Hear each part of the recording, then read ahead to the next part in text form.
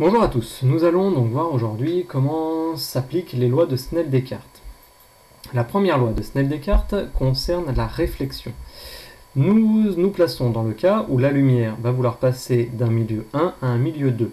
Donc sur le schéma, je vous ai représenté le milieu 1 en bleu, donc d'indice de réfraction N1, et je vous ai représenté le milieu 2 d'indice N2 en jaune.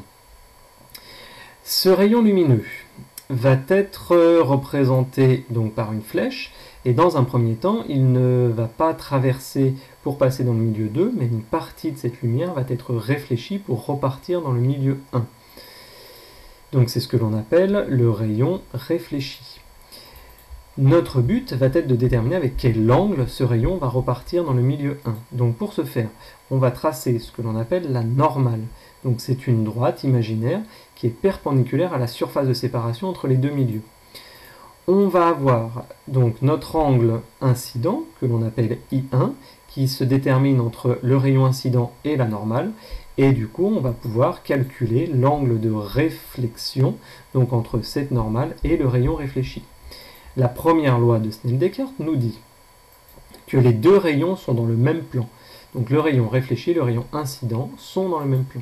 Et elle nous dit aussi que l'angle d'incidence que l'on a appelé I1 est égal à l'angle de réflexion que l'on a appelé R. Donc on va avoir I1 est égal à R. Ce qui signifie que le rayon réfléchi est le symétrique du rayon incident par rapport à la normale. La deuxième loi de Snell-Descartes maintenant s'intéresse à la partie de la lumière qui aura passé le milieu 1 pour aller dans le milieu 2. Donc toujours pareil, on se retrouve avec notre milieu 1 d'indice N1 en bleu et notre milieu 2 d'indice N2 en jaune. Nous avons donc notre lumière qui a traversé, et lors de la traversée, nous allons avoir une déviation de notre rayon lumineux. Donc nous retrouvons notre rayon incident, et maintenant nous avons notre rayon réfracté, qui est celui qui est passé dans le milieu 2. Contrairement à tout à l'heure, nous parlions du rayon réfléchi, celui qui restait dans le milieu 1.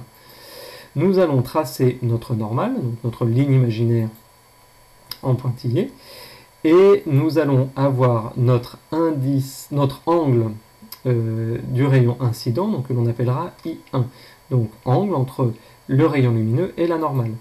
Et maintenant, nous allons avoir notre angle réfracté I2 qui est mesuré entre cette normale et notre angle et notre rayon réfracté.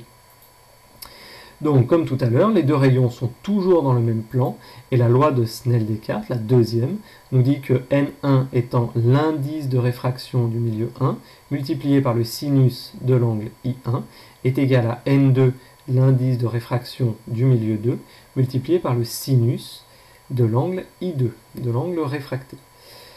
Si nous regardons dans un exemple un peu plus concret comment on va faire pour déterminer nos différents angles. Donc je vous ai mis dans la situation où on cherche à déterminer l'angle de réfraction lorsque la lumière passe de l'air à l'huile, sachant que l'angle d'incidence est de 45 degrés.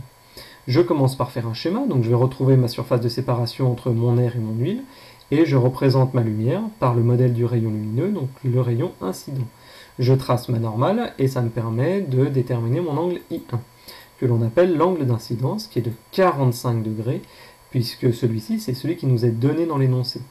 Notre objectif va être de déterminer l'angle de réfraction, I2, donc la déviation de cette lumière, et avec quel angle notre lumière a été déviée.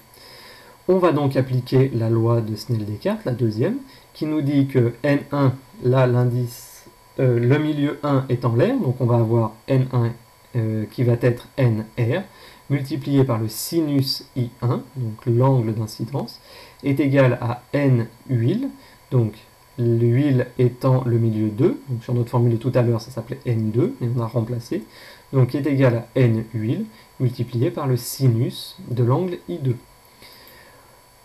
Donc de cette relation, on va pouvoir déterminer notre angle I2, donc I2 va être égal à arc sinus de NR, l'indice de réfraction de l'air, multiplié par le sinus I1, divisé par l'indice de réfraction de l'huile.